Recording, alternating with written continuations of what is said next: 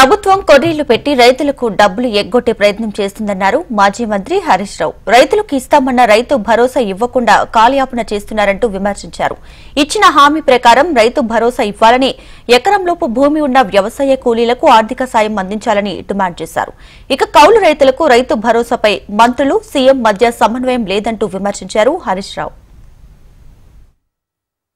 ఒకరికొకరికి సంబంధం లేదు, ఒకరికొకరికి కోఆర్డినేషన్ లేదు. కౌలు రైతులకు ఇస్తాను ముఖ్యమంత్రి అంటాడు, వ్యవసాయ మంత్రి ఇయ్యం మాకు సంబంధం లేదు, వాళ్ళే చూసుకోవాలి, రైతు కౌలు రైతు అంటాడు. ఎవరిని నమ్మాలి?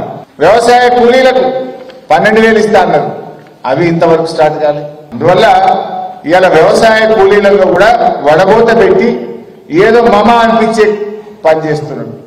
మేము కోరుతున్నాం, ఉపాధి హామీకి వెళ్లే ప్రతి కూలీ వ్యవసాయ కూలీయే. ఉపాధి హామీ వెళ్తున్న వారందరికీ కూడా వడబోతం లేకుండా, కోతం లేకుండా వ్యవసాయ కూలీలకు ఏడాదికి ఇస్తామన్న డబ్బులు తప్పకుండా ఇవ్వాలని బీఆర్ఎస్ పార్టీ డిమాండ్ చేస్తుంది. తిండి పెట్టే రైతులకు తొండి చేసి పైసలు ఎగ్గొట్టే పని రేవంత్ రెడ్డి చేస్తుంది. కేసీఆర్ ఏమో తిండి పెట్టే రైతులకు ఎట్లన్నా ₹1 పోవాలి, వాళ్ళకి ఎంత ఇచ్చినా తక్కువే కేసీఆర్ అనుకున్నాడు.